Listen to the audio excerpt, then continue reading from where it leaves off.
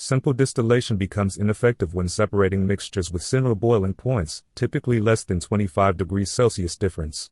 It also struggles with separating complex mixtures with multiple components or when dealing with heat-sensitive compounds that might decompose. This is where simple distillation has its epic fail moments, as my students would say. It's like trying to separate identical twins, nearly impossible.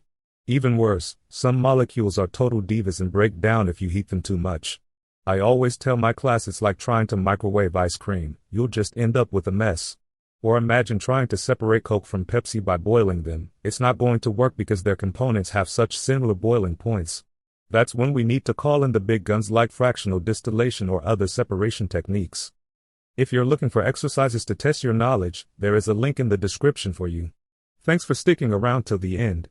If you enjoyed the video so far and want to see more content like this, make sure you hit that subscribe button. Thanks for watching.